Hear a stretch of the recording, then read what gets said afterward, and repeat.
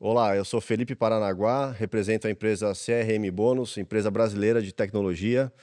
Hoje o tema, a gente vai falar sobre personalização como motor contínuo de recorrência e aumento de fidelização dos clientes.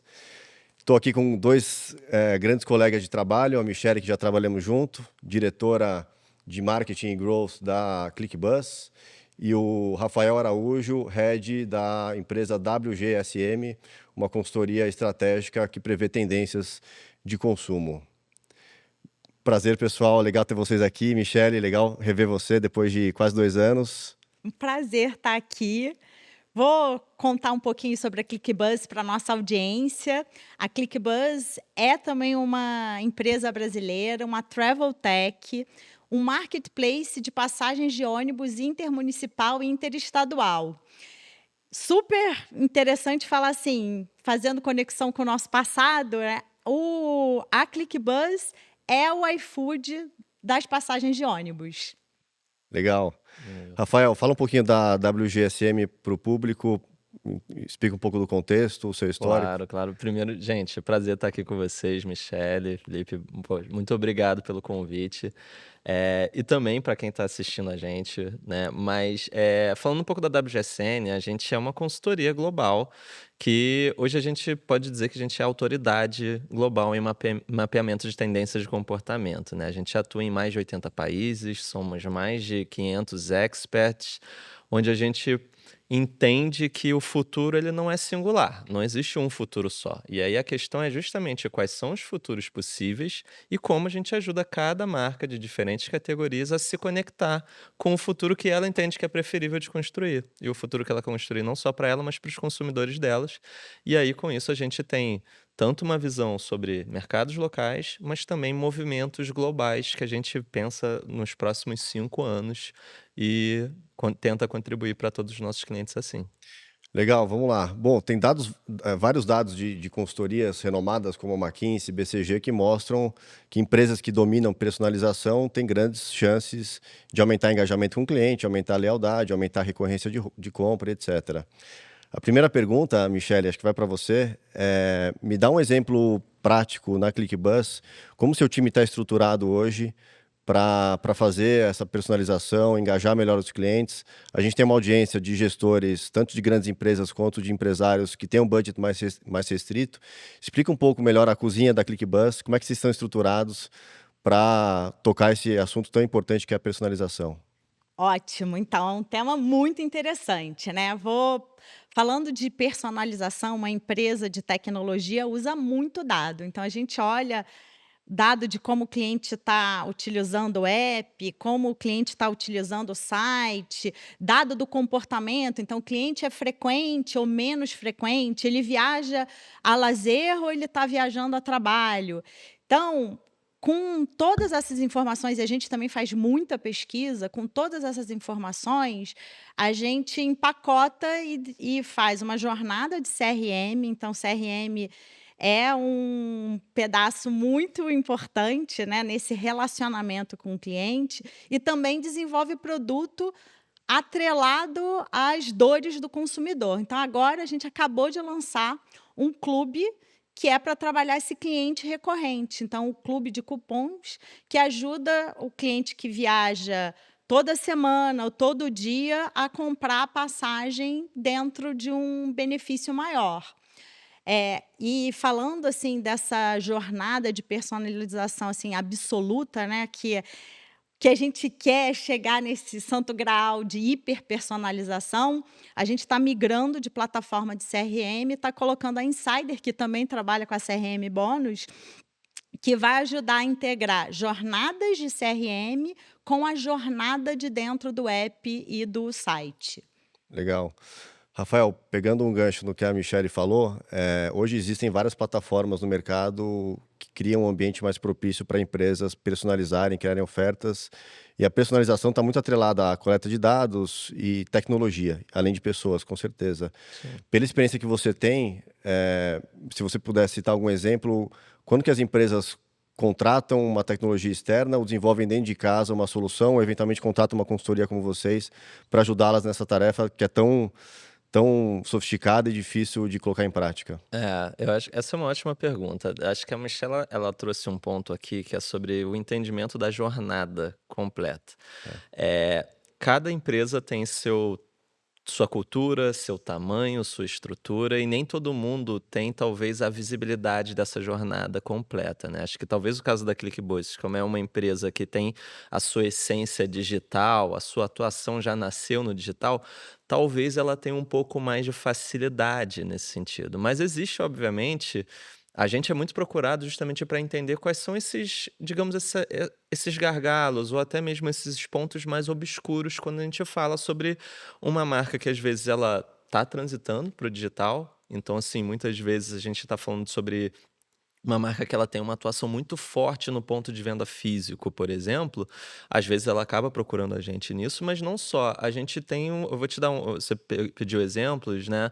Acho que também é o caso, às vezes, até de uma empresa que é 100% digital, que é o caso da Amazon, por exemplo. No passado, a gente fez um projeto com eles que era justamente entendendo que personalização, que a gente estava falando, é também sobre ser hiperlocal. A gente fala muito sobre a ascensão de um varejo hiperlocal e eles entendendo que se mostrar como uma empresa que não só atua no Brasil, mas tem um compromisso com a sua atuação no Brasil, a gente fez todo um estudo com eles para entender, cara, quais são os objetivos, os desejos, as demandas do consumidor brasileiro e como eles podem contribuir dentro da atuação deles, né?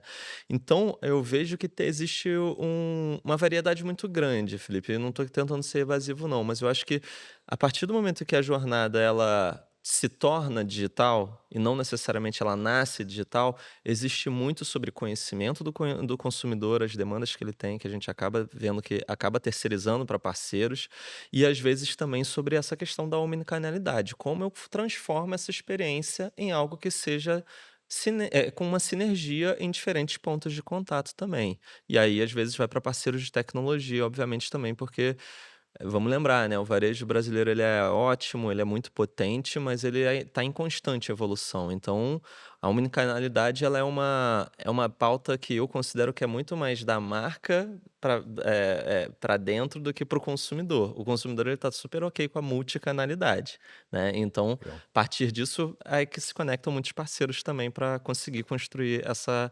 sinergia, né? Legal, Mi, voltando para você, fala um pouco mais de dentro da ClickBus, como está a estrutura de coleta de dados e como você consegue transformar os dados brutos do cliente final. Você estava comentando com a gente nos bastidores, né, que hoje a ClickBus vende 1,5 milhão de passagens por mês, mas grande parte das passagens são compradas na rodoviária. Como que você consegue coletar informação de quem não está dentro da ClickBus, que talvez seja uma parcela tão grande quanto quem já está dentro? Como você consegue coletar esses dados e, dentro do seu plano de marketing, trazer isso para gerar uma ação acionável de um novo produto, uma nova solução e uma metodologia de teste e experimentação? Como é que você faz isso lá dentro? Nessa parte, quando a gente fala, né, do cliente que a gente chama de cliente offline, mas a gente entende que o brasileiro é online, né? O brasileiro está nas redes sociais, ele é um da população que mais usa rede social. E uma das coisas que a gente fez para entender o comportamento do consumidor e faz muito dentro de casa é pesquisa. Então, quando falando desse cliente que ainda não está com a gente fez uma pesquisa Focus Group Brasil inteiro para entender o hábito desse cliente que ainda compra na rodoviária. E aí a gente transformou essa pesquisa em uma série de insights, que é muito do trabalho, né, que você faz, Rafa, e trouxe ela para a nossa campanha de final de ano. Uhum. E aí a gente vai testando, faz teste de hipótese e fala: olha, agora a gente faz sentido para o cliente, que é esse cliente novo que está explorando, que está saindo da rodoviária, eu dar a informação para ele de meio de pagamento. Meio de pagamento na rodoviária, muitas pessoas pagam com dinheiro. E a gente tem a alternativa do Pix. Então, uma das coisas que eu tenho que explorar para o cliente novo é meio de pagamento, você pode pagar com Pix. E aí eu valido essa informação através de dados. Então, eu olho como é que está funcionando para o cliente novo a experiência de comprar com Pix? Qual é o percentual? A gente tem uma área de Martech muito estruturada e usa dados transacionais e também esses dados que são dados que a gente coleta de jornada para dar esses inputs para a gente. Legal. Rafa, personalização, enfim, o tema aqui é personalização contínua, né? Não Sim. basta apenas o cliente ter uma oferta personalizada num primeiro momento, mas toda a marca quer gerar recorrência de compra. Você tem algum caso que vocês trabalharam recentemente no Brasil ou na América Latina que você cobre, que mostra um pouco qual foi a estratégia para gerar esse engajamento contínuo do cliente com uma marca específica, com um produto específico? Eu acho que a gente tem um exemplo de uma parceria que a gente tem nesse momento, que é com a Sephora, onde a gente pensa justamente nessa perspectiva da jornada completa, qual é exatamente o nível de segmentação, desde mensagem do atendente que está na porta da loja ali, recebendo as pessoas, até de fato a oferta que é oferecida em diferentes pontos de contato, para a gente de fato conseguir fazer com que essa personalização ela seja constante, mas o que a gente também percebe é que é quase que paradoxal, né? Como é que a gente não evita também que isso seja um, um impeditivo de descoberta de outros pontos, né, de uma experiência? A Sephora, Uhum. ela é quase que como se fosse um parque de diversão da beleza.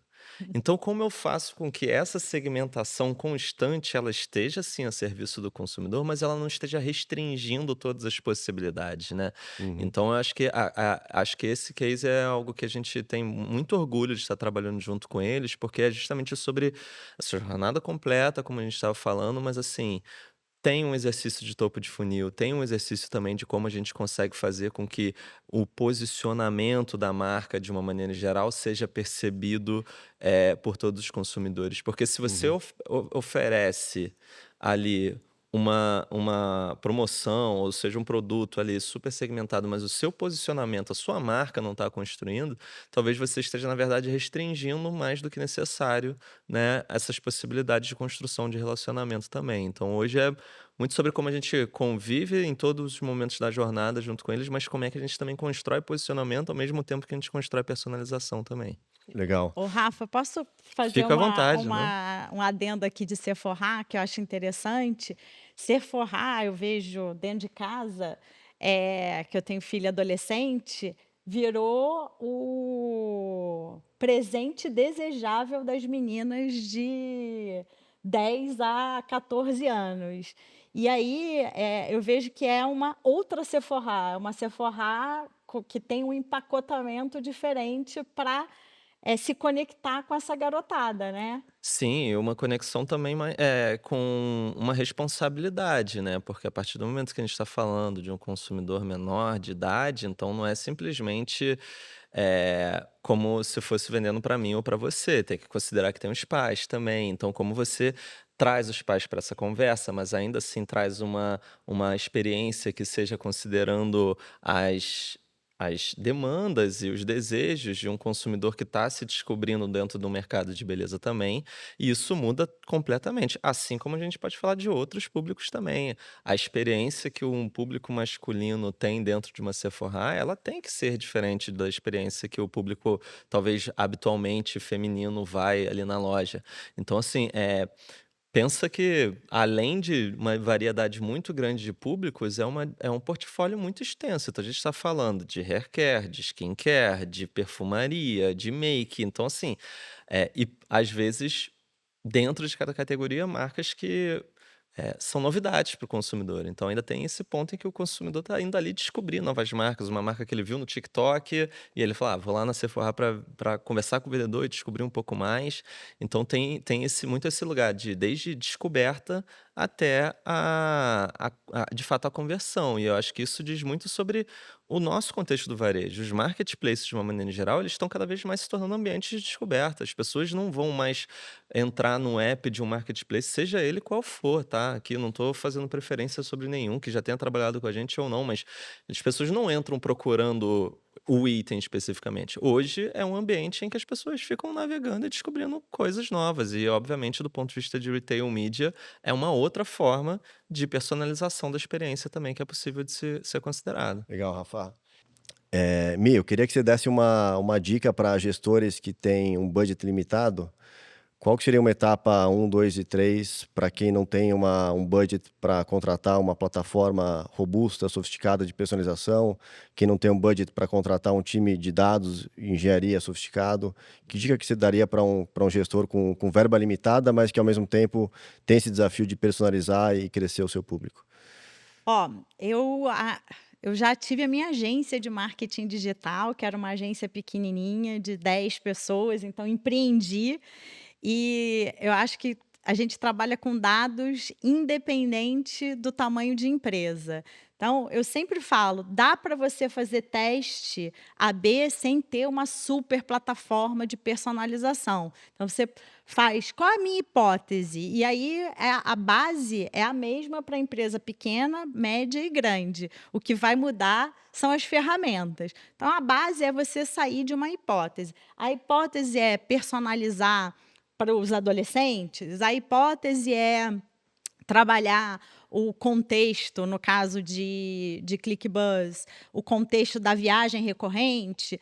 Então, você trabalha a hipótese e com o mundo digital, né, as redes sociais, você consegue testar muito fácil as hipóteses. Então, você pode testar, uma empresa B2B consegue testar ligando para o cliente, né? Tão simples quanto, ó, eu tenho uma ideia de um novo produto, vou ligar e vou entender. Esse novo produto tem a aderência, como também mandar mensagem ou fazer um teste AB na plataforma Meta ou no TikTok para você validar se essa hipótese, se você tem um caminho por aí. Então, dá para você trabalhar com todos os tipos de orçamento e todos os tamanhos de Legal. equipe. Posso acrescentar um ponto aqui que eu acho que é legal dentro disso que a Mi está falando?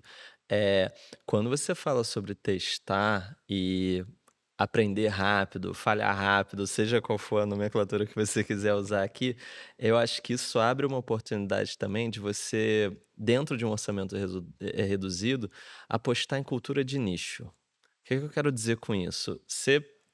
Ainda é necessário. Você pode até ter um cenário de verba reduzido, mas você ainda vai precisar de diferenciação. Seu desafio ele não vai ser diferente dos demais, digamos assim. Mas como é que você pega talvez nichos específicos? E aí eu não estou falando necessariamente o nicho que está próximo ao produto que você oferta, mas às vezes é sobre um ponto de interesse em comum. Então, assim, como é que você pega isso e testa talvez uma conexão que vai além do óbvio, gerando diferenciação? Para dar um exemplo, tem uma marca sul-coreana de comida que para entrar nos Estados Unidos eles resolveram falar sobre moda e ainda mais focado em basquete e golfe, porque no final eles falaram, cara, para eu entrar e construir uma cultura do a comida sul-coreana é tão boa quanto a americana, eu não tenho verba para isso, entendeu? Para construir essa maturidade da gastronomia sul-coreana.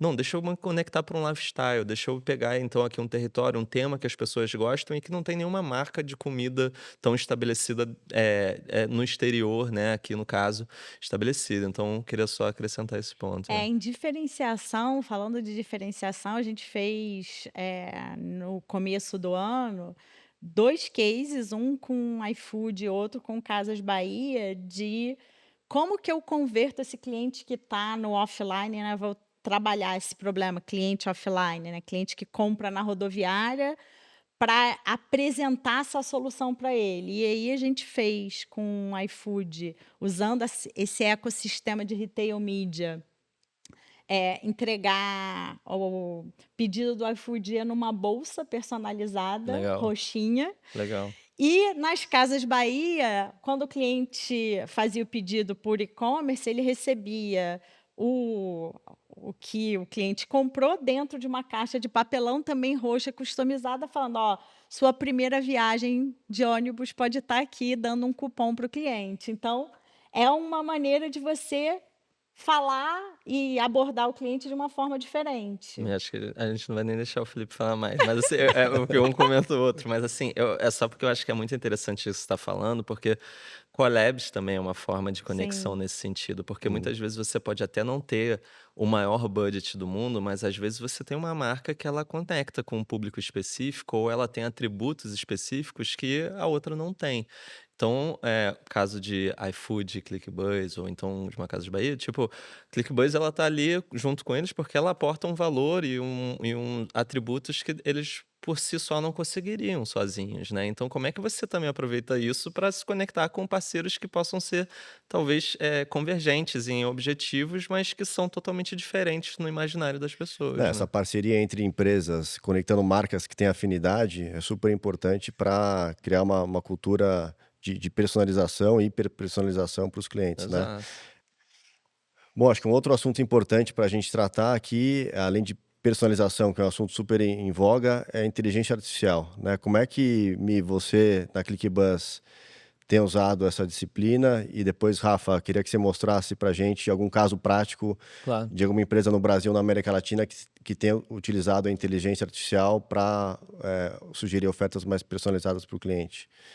Ó, eu uso inteligência artificial, vamos falar primeiro como ferramenta, né, ferramenta de times de marketing, que eu acho que pode ser um interesse da audiência.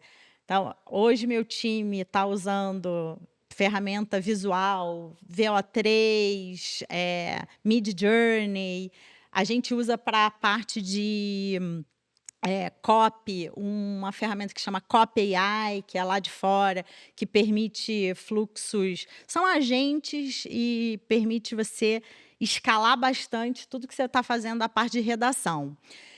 Por um outro lado, quando a gente fala de fato, né, entregar valor, então isso você otimizou seu time, que eu acho que é uma dor importante, né. Quando a gente fala da outra ponta, né, que é o consumidor, como é que você entrega valor para o consumidor utilizando inteligência artificial? E aí a gente entra numa jornada, numa visão de jornada ampliada. Então, o que que a gente viu? Hoje a ClickBuzz ela é transacional, né, tá ali para fazer aquele primeiro momento da compra, da passagem. Uhum. Só que tem oportunidade ao longo da jornada inteira. Então, o que que a gente acabou de lançar, a gente lançou agora em agosto o nosso app embedando o conversacional. E o que foi super interessante, por que que essa oportunidade está tão latente? As jornadas com inteligência artificial generativa, elas não são mais lineares. E aí o cliente não quer entrar lá e só pesquisar: "Eu quero ir de Rio de Janeiro para São Paulo. Eu quero saber se eu posso ir do Rio de Janeiro para São Paulo levando o meu cachorro". E aí, num serviço estanque, você tem que pesquisar essas coisas de forma separada. Com o conversacional, você permite essa jornada não linear. Então, eu quero viajar para um lugar com uma aviação que eu possa levar meu cachorro. Eu quero saber qual é a viagem ao redor de São Paulo para uma praia que demora 1h30. Então, você permite que essa jornada não seja mais linear, e aí você passa a coletar mais pontos de personalização, te ajudando a entregar maior valor para o cliente. Então, para mim, assim, hoje a ClickBuzz virou uma empresa AI first, a gente tudo está pensando com inteligência artificial para entregar maior valor para o consumidor. Legal, Mi. Belos exemplos. Obrigado. Rafa, do seu lado, o que você tem de caso para falar para Eu gente? acho que inteligência artificial é um tema que é quase que impossível da gente não conversar, né? Eu acho que isso é um game changer, tá mudando como já teve outros marcos históricos, né, na construção de relacionamento com o consumidor que tiveram essa mesma potência, mas essa é a atual, né? Hoje o Brasil tem pesquisa que mostra que o brasileiro ele é o Brasil é o quinto país mais otimista em relação ao uso da inteligência artificial. Então as pessoas até por muito das fricções de experiências, seja elas com marcas, seja com instituições que forem, seja no seu dia a dia de uma maneira geral, a partir de tantas fricções, existe de fato uma expectativa das pessoas de que as suas vidas melhorem a partir disso. Vamos lembrar que depois da pandemia que a gente teve de fato uma ampla digitalização da população brasileira. Até antes disso, 30% em média da população brasileira, ela ainda não era amplamente digitalizada, conectada à internet diariamente. Então, isso vem junto com essa nova descoberta. Só que como vem dentro de um contexto de muitas fricções, é como a Mia estava falando, não é sobre um momento específico da jornada, não é só sobre a oferta customizada, é sobre a customização da experiência como um todo. E aí eu trago o exemplo, você perguntou, né? Acho que Grupo Stellantis eu acho que é um exemplo legal, porque primeiro, né? Vamos falar, o segmento automotivo é um segmento que ele sempre foi muito autossuficiente, digamos assim, né? Uhum. E aí o desejo de ter carro foi mudando também. Óbvio, tem muita gente, o carro ainda é um item desejado, mas assim, o interesse das pessoas, ele não mora só sobre ir na concessionária e descobrir um carro.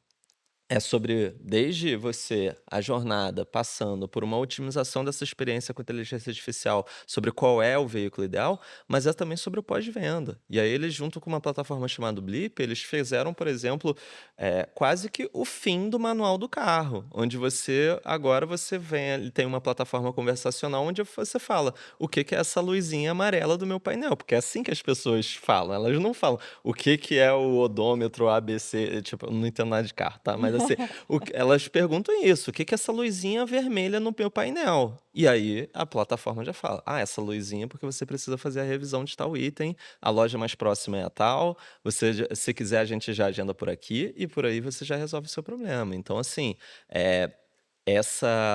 a inteligência artificial é justamente essa oportunidade da customização e personalização da experiência como um todo. E o consumidor brasileiro, com todas essas necessidades que a gente falou, ele tem uma expectativa que vai muito além de uma oferta customizada. É sobre uma experiência, de fato, que seja um pouco mais cinética com o seu dia a dia. Legal, Mia, eu queria falar um pouco sobre pós-personalização. Como é que é hoje a tua rotina do seu time para você acompanhar resultado e garantir que a personalização não só é uma rotina de experimentação, mas no final do dia é uma rotina de aumento de valor do cliente, aumento de arrecadação, aumento de receita para a empresa. Quais são as rotinas hoje que teu time faz para você sair de uma seara apenas de experimentação, que é super interessante ter, né, vários silos de experimentação, mas, né, de várias iniciativas que vocês têm lá, qual é aquela que gera mais propulsão, mais crescimento, e como é que é essa metodologia para gerar mais LTV, mais valor do cliente ao longo do tempo? Tá. Ó, a gente faz uma das coisas que eu falo de recomendação, até quando eu estou falando para fora, da ClickBuzz e uso também para dentro do meu time, é que não adianta nada você botar experimento e não medir. Então, entra no modus operandi que é, se você não tem capacidade de medir, faça menos experimentos. É essa a minha recomendação. Então, a partir do momento que você resolveu essa equação, né, faz a hipótese, coloca o experimento no ar e toma a decisão de escala, você entra num ciclo positivo de estar sempre. Tem teste que a gente faz e que não funciona, a hipótese, e tem teste que a gente faz e que escala. Então, eu vou dar o próprio exemplo com a parceria com a CRM Bônus, que a gente começou ano passado. A gente começou para um grupo pequeno, então vamos testar com poucas cidades. Hoje a ClickBuzz tem 4.000 cidades. A gente começou com um teste pequeno, 10 cidades, que não é pequeno, 10 cidades é bastante, Sim. mas é pequeno dentro do universo ClickBuzz. E a gente decidiu, vamos mandar a mensagem, e a gente não tinha dúvida que, do ponto de vista de resultado de negócio, ia ser bom. A grande dúvida que sempre dá aquele medo é em relação ao consumidor. Será que essa mensagem que o cliente está recebendo por WhatsApp vai ser confuso no momento da viagem?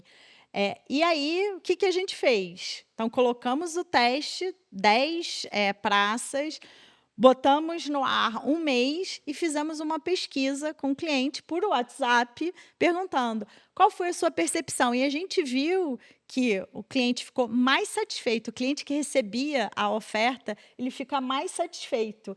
Então a gente falou: podemos escalar. Agora Uhum. vamos escalar que esse negócio vai funcionar. Legal. Aproveitando que você falou do WhatsApp, acho que é uma ferramenta de comunicação super penetrada, né, com os brasileiros. Eu, ontem à noite, recebi uma oferta da marca de carro que eu tenho para fazer um upgrade para um modelo mais caro.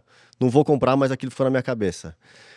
Rafa, você tem algum case ou como é que você vê, olhando em tendência, né, usar o WhatsApp como uma ferramenta de personalização? Como é que as marcas que são seus clientes hoje estão encarando o WhatsApp e como é que ele entra na jornada do consumidor para ter ofertas mais personalizadas sem ser intrusivo? É, eu acho que assim, o WhatsApp ele é uma potência não só Brasil, né? Como eu lidero a consultoria na América Latina, a gente observa também em outros mercados como ele acaba sendo essa plataforma em que, é, por mais que a gente não viva numa realidade em que seja possível você ter uma marca que não tem sua fonte de dados próprias, né? Você não tem seu data lake de uma maneira geral, não necessariamente você precisa construir um ambiente do zero em que faça com que as pessoas engajem e de uma maneira geral isso, sei lá, se torne o seu super app, sabe? Eu acho Uhum, que o WhatsApp ele se consolidou de uma maneira em que, para as marcas que a gente trabalha, é um ponto pacífico, é quase que assim, inegociável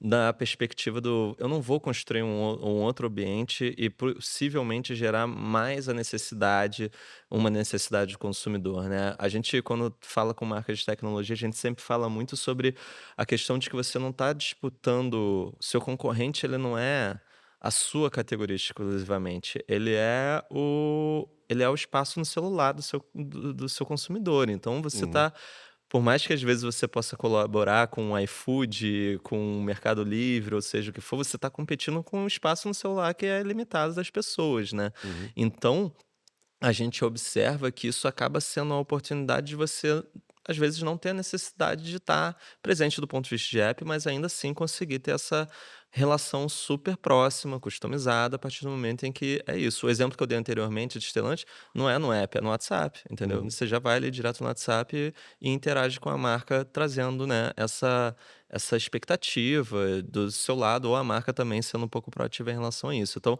eu acho que aqui é super consolidado. Em outras regiões você tem outros aplicativos, então na China o WeChat ele domina, então a própria Sephora que a gente falou anteriormente, o uso de inteligência artificial lá é de uma maneira em que é totalmente integrado ao WeChat, o cliente entra na loja, ele já é encaminhado por um atendente que sabe a partir do comportamento dele pelo chat quais são os pontos que ele mais compra, o que que ele busca, o que ele não busca, e já encaminha para uma espécie de concierge dentro dessa visão da experiência, mas é outra plataforma. Mas aqui o WhatsApp eu acho que ele tem sido realmente o ponto de contato mais confiável para as marcas que querem construir essa relação de pós-atendimento, principalmente, né? Deixa eu aumentar aqui o repertório em relação à personalização, contando, até abrindo mais detalhe dessa parceria que a gente tem com a CRM Bônus.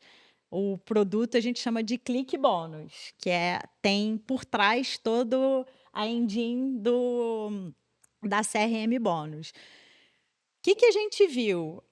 Eu, ClickBuzz, detenho o conhecimento e a informação de que o cliente está embarcando no ônibus. E a gente fez também pesquisa e viu que quando o cliente está no ônibus, ele está com o celular na mão. 80% está com o celular na mão e Uhum. está consumindo conteúdo. Então, eu tenho o contexto perfeito para mandar uma mensagem para o cliente. Do ponto de vista de negócio, quando a gente olhou para a ClickBuzz, como que eu mando uma oferta para o cliente, né, rentabilizo esse relacionamento com o contexto, que é sabendo que ele está fazendo uma viagem, Salvador, Feira de Santana, e ao mesmo tempo fazendo uma coisa que é importante para aquele cliente. E a gente viu que dentro da ClickBuzz eu não tinha essa capacidade para fazer isso. Uhum. E a CRM Bônus, que tem 100 milhões de clientes cadastrados, ela consegue fazer esse match para mim.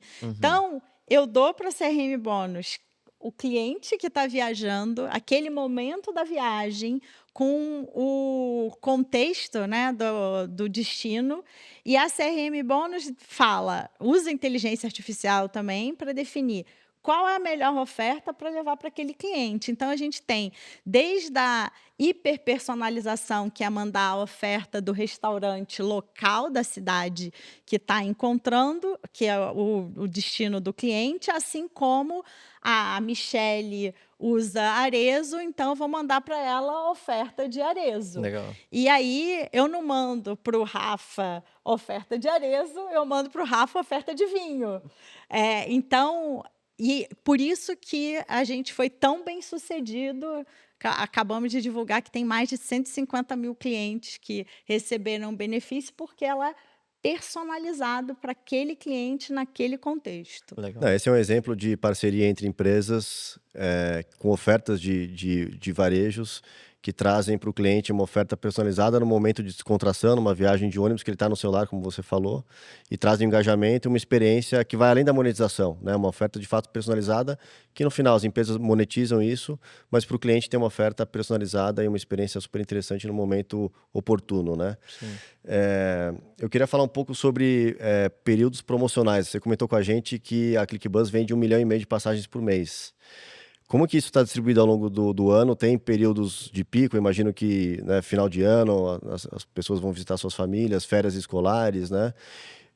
Eu queria entender um pouco a sazonalidade de venda de passagem de ônibus. E outra coisa, que ferramentas que você usa? A promoção é uma alavanca importante para você? Ou você usa outras alavancas? Você estava comentando um pouco sobre a experiência do usuário, gerar mais conforto, previsibilidade do horário de saída. Fala um pouco mais sobre sazonalidade e que ferramentas que você usa além de promoções. Sazonalidade é muito importante para a viagem, então tem os momentos de feriados, que é super importante, as férias também são importantes. Tem os movimentos de mercado, como o Black Friday, que a gente está falando, né, aí nas vésperas da Black Friday, e a gente fez um movimento relevante de Black Friday ano passado.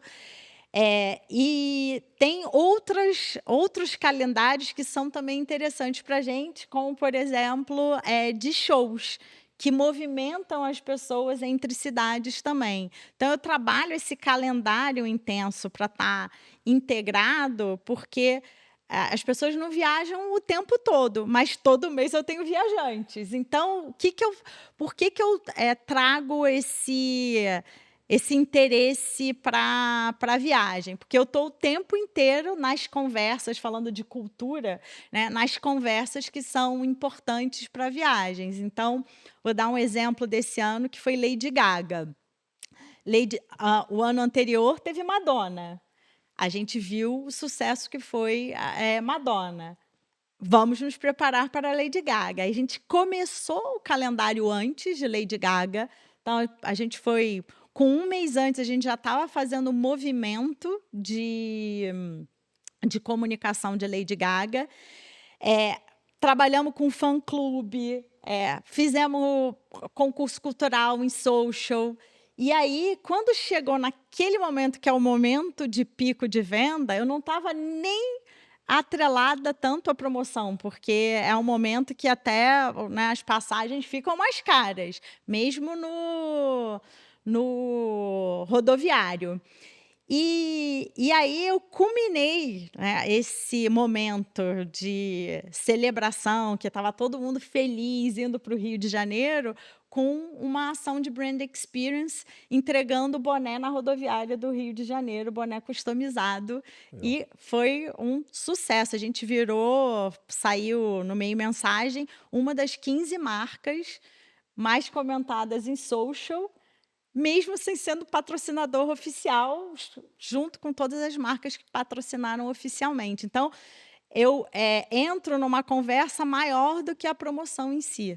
Legal. Eu posso, porque eu acho que isso aqui se conecta muito com algumas coisas que a gente tem observado também. Assim, hoje, consumidor global, 90% do consumidor global, ele está preocupado em relação ao poder de compra dele no futuro, né? E isso leva justamente para um comportamento que a gente tem chamado de uma cultura de perma-desconto. O que que é isso quer dizer, basicamente?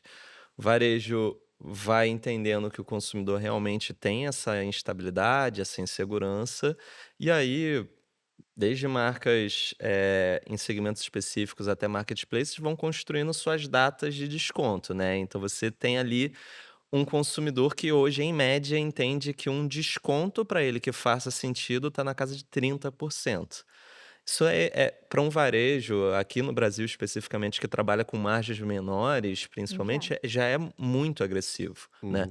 E acho que o exemplo que a Michelle está trazendo é justamente assim, como você contorna isso, na verdade. Não é sobre como você incentiva o desconto, mas como você constrói através de uma conexão com o território, um compromisso que vai, eu digo compromisso no sentido de uma atuação ativa que vai além da data especificamente, onde você trabalha com uma visão mais de long tail, e você consegue, na verdade, fazer com que esse consumidor ele queira estar mais com você do que pelo que você oferece da experiência como um todo, do que um desconto especificamente, né? Acho que hoje o desafio das marcas é justamente como sair dessa era do permadesconto que a gente tem observado, e acho que esse é um ótimo exemplo, né. Legal. Bom, a gente está chegando aos últimos minutos aqui. Eu queria fazer mais uma pergunta para cada um.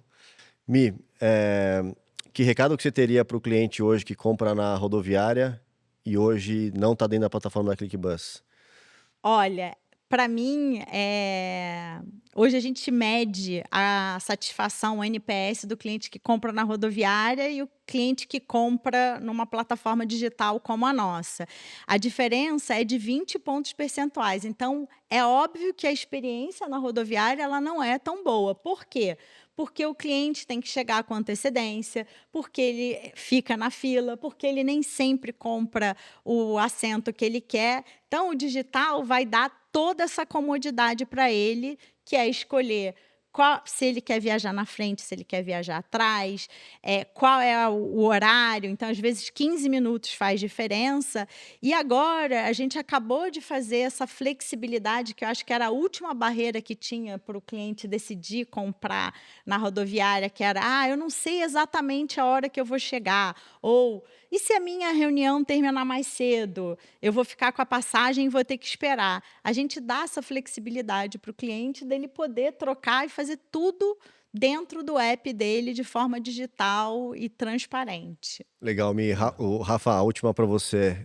Você, enfim, como head da América Latina da WGSM, que é uma empresa que é praticamente uma bússola de tendências futuras, né? Falando de futuro, o que que você poderia falar para marcas, gestores, de tendências em diversos segmentos ou algum segmento específico que você queira comentar? Eu vou tentar ser amplo no sentido de vários segmentos aqui para trazer algo que seja talvez benéfico para diferentes públicos e também algo que a gente sabe que o varejo tem que olhar lá na frente, mas as mesmas pessoas que estão pensando no futuro dessas marcas, elas também têm que resolver o resultado de hoje, né? Com E certeza.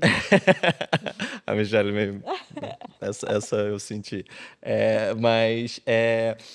Eu acho que a gente tem alguns movimentos que a gente tem que ficar atento, né. A gente hoje passa por um período econômico com todas essas questões de tarifas que está mudando o comportamento do consumidor. O que que eu quero dizer com isso, né? A partir do momento em que a gente vive toda essa questão tarifária, as pessoas começam a se perguntar o que que a gente exporta para o mundo além de commodity. Qual é o valor que a gente entrega para os demais? E aí entra um valor cultural também. E aí eu queria ressaltar justamente essa visão que a gente chama de soft power, né? Que é justamente como vocês conseguem se conectar um pouco mais com a cultura local e Uhum. entender que isso também é uma forma de personalização. Isso também é uma oportunidade de conexão a partir de elementos que talvez sejam um pouquinho mais específicos, um pouquinho mais de nicho até, mas entendendo que a gente está falando de um consumidor que ele vive, obviamente, um contexto de incerteza e ele vai preferir por marcas que conseguem se estabelecer a partir dessa conexão sobre os códigos culturais locais. E acho que isso é algo que vai ser em todas as categorias aí ao longo dos próximos meses. Muito bom. Bom, para finalizar, queria agradecer muito aqui, Michele. Legal te ver novamente. Rafa, obrigado pelos insights. Espero que vocês tenham gostado. Até a próxima. Obrigada. Muito obrigado, foi um prazer.